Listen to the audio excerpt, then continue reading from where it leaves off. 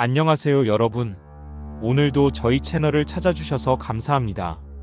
혹시 아직 구독 안 하신 분들은 지금 바로 구독 버튼과 좋아요 버튼 꾹 눌러주세요. 그리고 알림 설정까지 해주시면 충격적인 역사 이야기들을 가장 빠르게 받아보실 수 있어요. 오늘 다룰 이야기는 정말 충격적입니다. 1984년 6월 26일 오전 강원도 동부전선 까치봉에서 벌어진 대한민국 국군 역사상 가장 치욕적인 사건을 말이에요. 육군 22사단 제56보병연대 4대대 TOC 상황실에 522GP로부터 긴급 전화가 걸려왔습니다. 전화기 너머로 들려오는 건 아비규환의 비명소리와 수류탄 폭음이었습니다. 처음에는 북한의 기습 공격으로 판단했습니다. 하지만 진실은 훨씬 더 충격적이었습니다. 과연 무슨 일이 벌어졌을까요? 사건의 주인공은 조준희 일병이었습니다. 충북대학교 건축공학과 3학년까지 다니다가 22사단에 입대한 평범한 대학생이었죠. 그는 56연대 4대대 특공 13중대에 배치되어 복무 중이었습니다. 하지만 그 평범해 보이던 일병이 치밀한 계획을 세우고 있었다는 사실을 아무도 몰랐습니다. 6월 26일 새벽 조준희 일병은 무장한 채로 내무반에 들어갔습니다. 그리고는 잠들어 있던 동료들을 향해 M16A1 자동소총을 난사하기 시작했습니다. 총성이 울려 퍼지는 와중에도 그는 멈추지 않았습니다. 수류탄까지 투척했습니다. 아무런 방비도 할 수 없었던 내무반은 순식간에 아수라장이 되었습니다. 잠을 자던 동료들은 갑작스러운 총격과 폭발에 즉사하거나 중상을 입었습니다. 총 14명의 아군이 사상당했습니다. 조준희 일병은 이 끔찍한 학살을 저지른 후 도주했습니다. 그의 목표는 명확했습니다. 휴전선을 넘어 북한으로 가는 것이었습니다. 새벽에 비상이 걸린 부대는 즉시 추격 명령을 내렸습니다. 13전 초중대 소속 수색대원들이 조준희 일병을 쫓기 시작했습니다. 하지만 추격 과정에서 또 다른 비극이 벌어졌습니다. 수색대원 3명이 지뢰 폭발과 오발 사고로 추가 순직하게 된 것입니다. 한편 난리가 난 지피의 신임 소대장이었던 소위는 다급히 몸을 피해 목숨을 구할 수 있었습니다. 하지만 이 참혹한 사건의 책임을 누군가는 져야 했습니다. 당시 제22사단장이었던 장기하 소장을 비롯해 예하 제56연대장과 제4대 대장이었던 곽근용 중령까지 모두 보직해임되고 강제 전역 조치되었습니다. 그리고 조준희 일병은 결국 휴전선을 넘어 북한으로 도주하는 데 성공했습니다. 사건 다음 날 조준희 일병의 목소리가 대남방송을 통해 전해졌습니다. 그의 월북 권유 방송을 통해 월북 사실이 공식 확인되었습니다.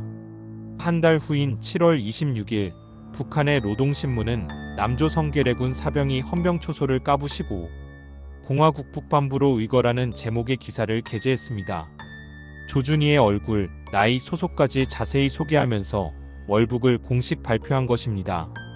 가장 고통스러웠던 것은 22사단 부대원들이었습니다.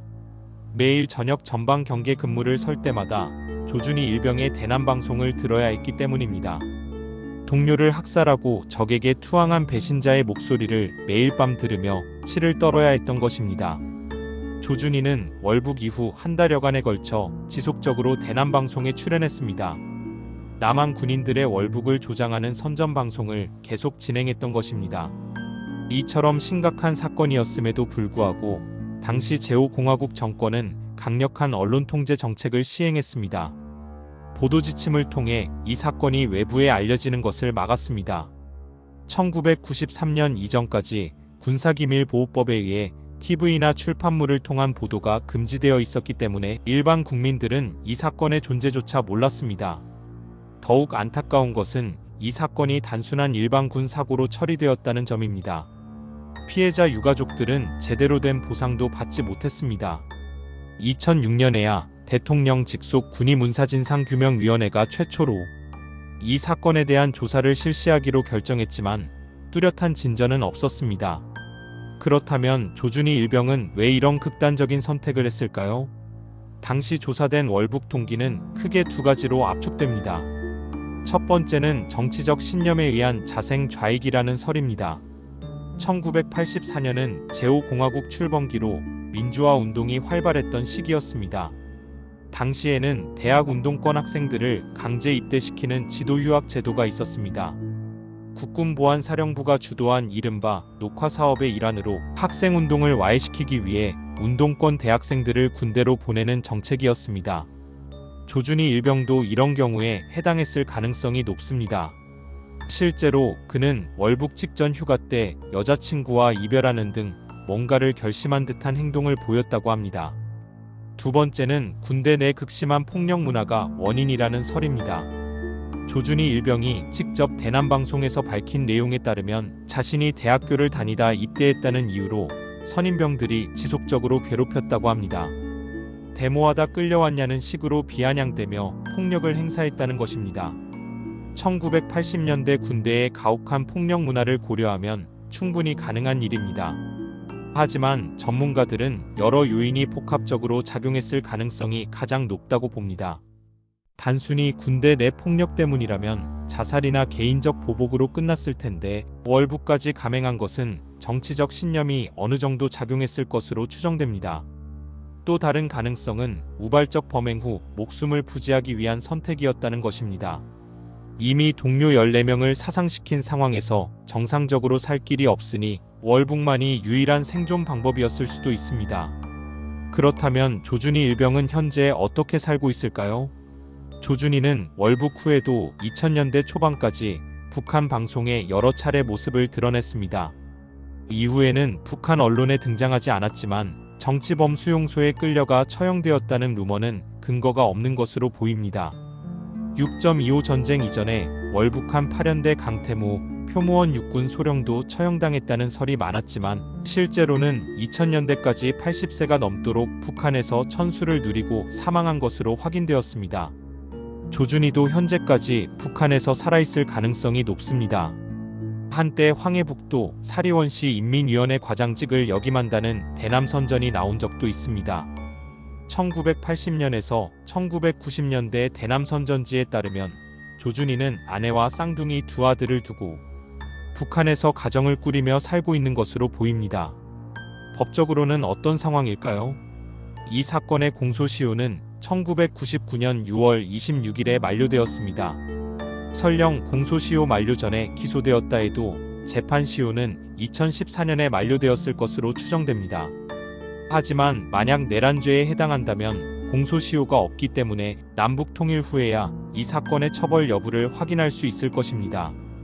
조준희 일병 월북 사건은 현재까지도 대한민국 국군 건군 이래 최악의 총기 사고로 기록되고 있습니다. 아군을 사살하고 적에게 투항한 전례 없는 사건으로 군 역사상 가장 치욕적인 사건 중 하나로 남아 있습니다. 40년이 지난 지금도 이 사건의 진실은 완전히 밝혀지지 않았습니다. 과연 그의 선택이 개인적 원한인지, 정치적 신념인지, 아니면 우발적 사고였는지 분명한 것은 이 사건이 우리에게 남긴 교훈입니다. 군대 내 폭력 문화의 위험성과 이념, 대립이 가져올 수 있는 비극적 결과를 여실히 보여주는 사건으로 기억되어야 할 것입니다.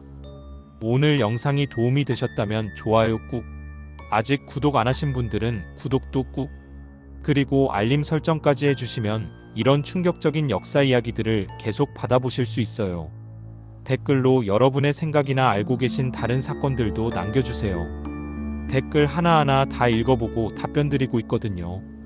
다음에는 또 다른 충격적인 역사 이야기로 찾아뵙겠습니다. 혹시 다루었으면 하는 사건이 있으시면 댓글로 신청해주세요. 그럼 오늘도 좋은 하루 되시고 다음 영상에서 만나요.